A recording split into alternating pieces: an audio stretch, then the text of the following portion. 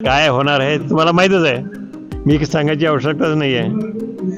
मला त्याच्याबद्दल काही माहीत नाही. तो विचार मला करायची आवश्यकता नाही. आता ही सुरुवात झालेली आहे. कोणी कोणी वेगवेगळे मेळावे बोलवतीलच तिथं आणि कोणीतरी पहिला मेळावा बोलवला पाहिजे तसं हा झालेला आहे. आता तर निश्चितच मेळाव्यांच्या मार्फत लोकशाहीमध्ये मेळावे घेतलेच पाहिजे आणि मेळाव्यांच्या मार्फत त्यांचं म्हणणं काय आहे, लोकांचं म्हणणं काय आहे हे समजतंय आणि एक आपल्याला त्यातनं दिशा घेता येते.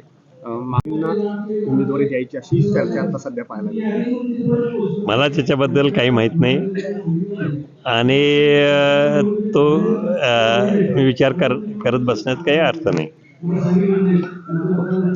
नेमकं आता जे पक्षाचे मुख्य आव्हान कुणाचं वाटते? समजा तिकडून महायुतीकडून उमेदवार बदलला, राजे विरुद्ध राजे अशी जर लढाई झाली तर आपली भूमिका काय? नाही, तो विचार मला करायची आवश्यकता नाही.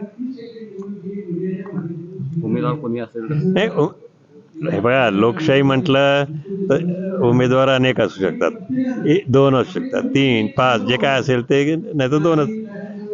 तो लोकशाहीचा आणि इलेक्शनरिंग प्रोसेसचा तो एक भाग आहे.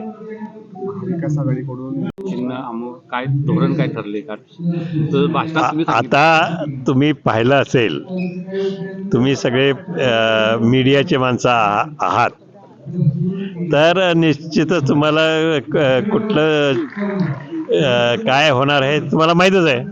मी सांगायची आवश्यकताच नाही आहे.